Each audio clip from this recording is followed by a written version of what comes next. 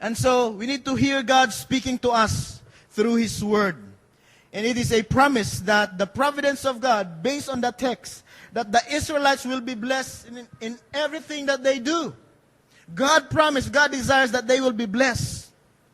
And so, if we do not keep God's commandments, verse 15, rather 16 to 68, was given as well. And so, in order for us to enjoy the blessings, or rather, the beauty of obedience, we need to understand that obedience, what is that? Number one? Ken, go back. Obedience opens the door of blessing. Do you want blessings? Amen. Obey. You want the curses to partner with you in your business? You want the curses to partner with you, with your wife, and with your girlfriend? You want the curses to be part of your life wherever you go? Disobey. Simple.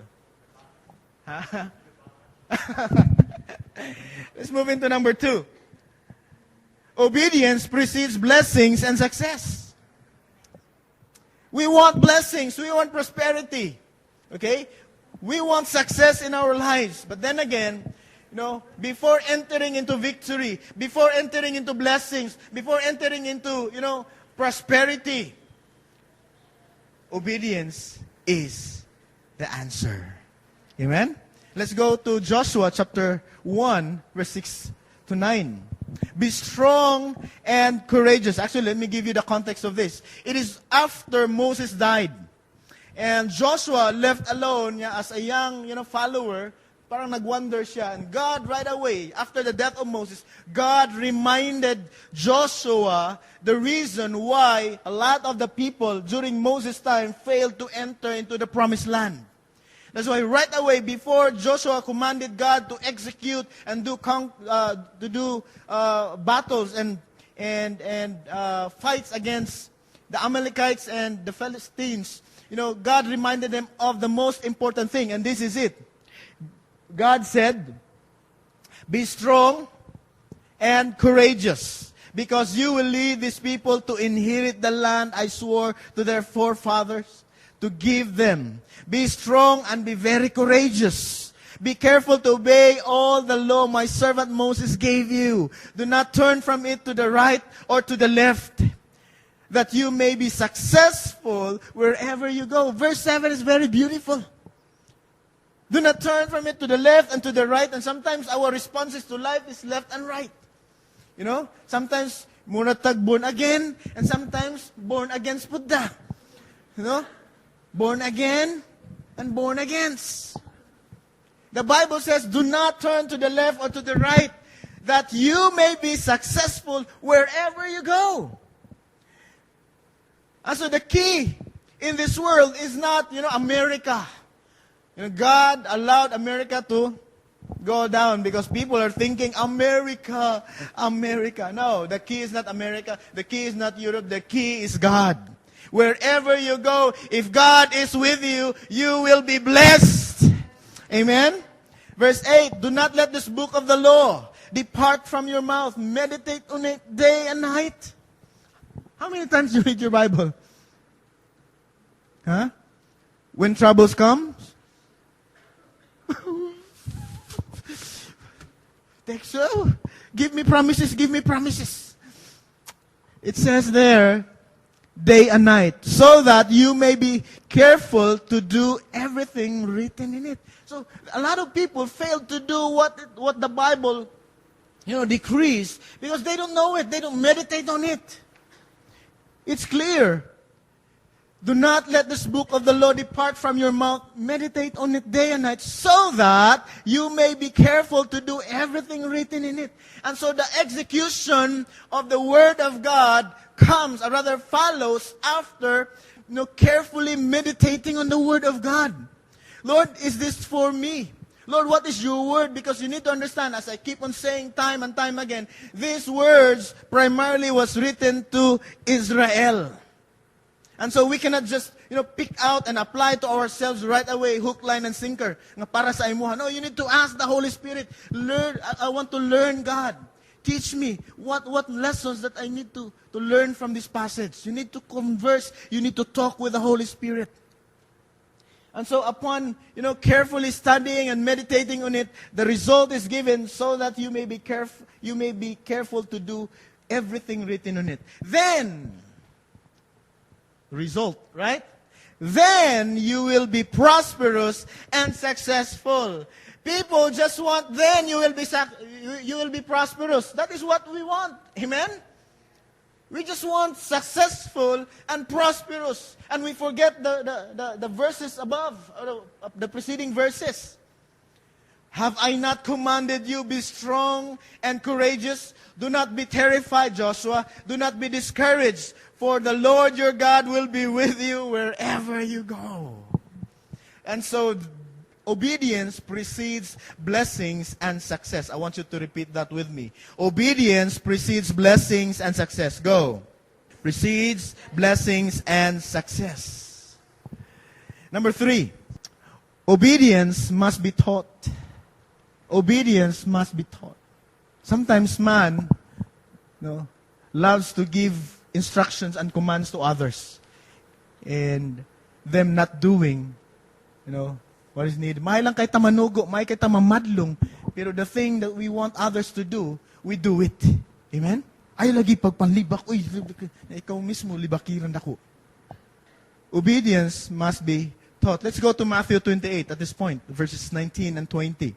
Therefore, go and make disciples of all nations, baptizing them in the name of the Father, and of the Son, and of the Holy Spirit. Verse 20. And teaching them to obey everything I have commanded you. We have the responsibility to teach everything that we know in the Bible. And what is the best method of teaching God's way? It is by what? Memorizing it? How? We ourselves must do it first. Because even if you are not talking, these people are observing your life. Amen? And through that, they are learning from your life. As I've said before, parents need not, teach their children, you curse, I want you to curse, I want you to box, I want you to fight, I want you to, just do it. And your child will just execute everything you do in the house. They will just follow. That's the best way of teaching. And obedience must be taught. Teaching them to obey everything I have commanded you. Number 4, obedience is a sign that we really love God. Huh? Obedience is a sign that we really love God. Do you love God? Tuloy ako nadunggan diri dapita. Let me repeat that again. Do you love God? Oha, kani. Okay. Settle na muna. No question. No doubt. Okay. We love God. Okay, now here's the point.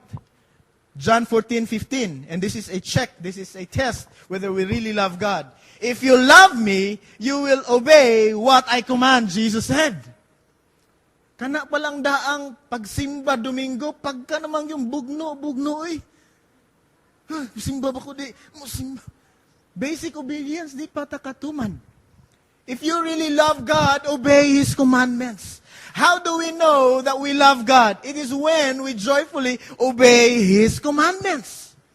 We're not going yet to the will of God. Amen? We learned last time around that the will of God for our life, it is not something that we capture out of our own effort. It is not something that we discover externally. The will of God is inside of us. That's why if you are a child of God and Jesus is the source of all blessings, past, present, and future, and if you want to know God's will for your life, you can go there. Amen? Download, upload. Instead of asking for counselors, hey, can you tell me the will of God for my life? So it isn't something outside, it is something inside. Verse 24 of the same chapter. He who does not love me, or rather love me, will not obey my teaching. Simple. And so the barometer of a person who truly loves God is not that that person sing hallelujah, praise the Lord. Amen? It's not that person carries the biggest Bible in the world through, USB. 1,000 gigabytes. Now, I have the Word of God in the USB. No. The best determination that we really love God is when we obey His teachings. These words you hear are not my own, Jesus said.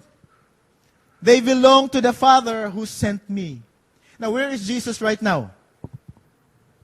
Where is Jesus right now? Up in heaven. The Holy Spirit is in operation today.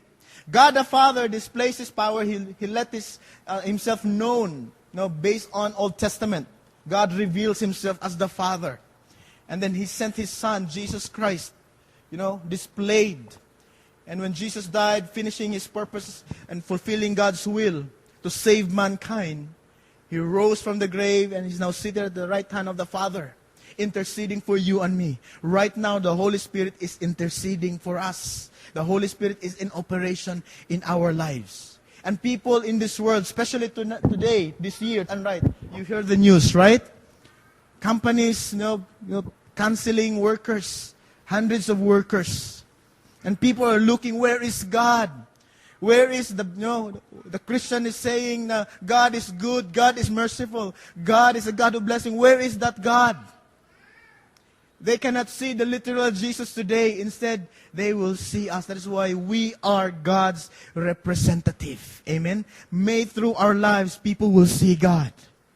That's why if you are a supervisor, if you are handling people, you have the best opportunity, even best, than the President of the Philippines if you know your purpose. Amen? Because the President of the Philippines or any nation could probably just do the literal function as a president. But if you are a Christian and you know your purpose, you are doing exactly what God's will is, to share the gospel to the lost. And the people around us that does not know Jesus Christ, we are the Bible that they are reading. Amen? The question is, does our lives correspond to the written manual? Because if it contradicts, that person will say, parehara gyapon mo oy. Why go there? And we're just the same. We need to display godly character. And a lot of people claims to know Jesus. I know Jesus Christ. I am a Christian. But then again, how do we know? Let's go to Luke chapter 6, verse 46 and to 49. Why do you call me Lord, Lord, and do not do what I say? I pray that you're not that person. I will show you what He is like who comes to me and hears my words and puts them into practice. I will show you. And God is in the business of displaying His character on earth. If you are in a company, God will reveal you to people. He will show His great power through you. And we can identify in verse 28, He is like a man building a house who dug down deep and laid the foundations on rock. When a flood came, the torrent struck that house but could not shake it. And 2009, there's a strong wind of destruction. There's a strong wind of trials, the flood, of bankruptcy. But then again, if you are that person, even if when flood came, the torrent struck that your house or your business, your company, or your marriage or your relationship, it could not shake it. Why? Because it was well built. Amen? Verse 49. But the one who hears my words. Are you hearing the word of God today? Tonight? Yes. Okay. So, checklista.